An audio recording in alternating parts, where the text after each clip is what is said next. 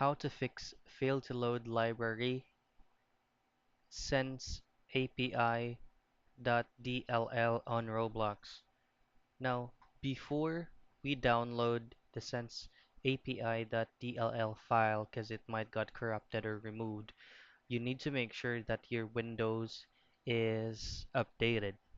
To check that, just go to your Windows and click Settings. Go to Update and Security, and then click Check for updates. Now, once your Windows is up to date, let's go ahead on the second method in downloading the sensapi.dll.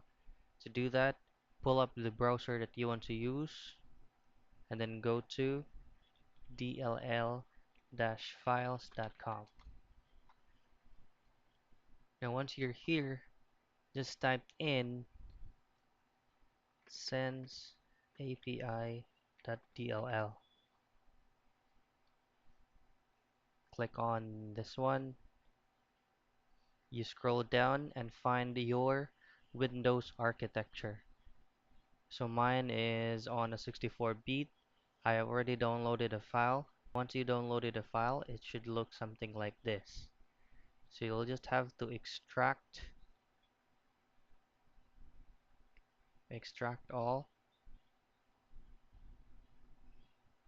and then you drag the sensapi.dll file on your desktop.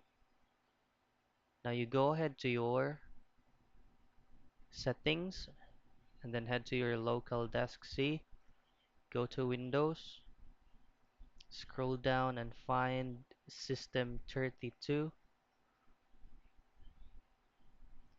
and then here you need to click and drag the file that you just downloaded. You'll just have to replace the file in the destination. Now once you replace the file, it should be working by now. Just restart your PC and try reopening your Roblox again. So that's how you fix fail to load library sensapi.dll on Roblox.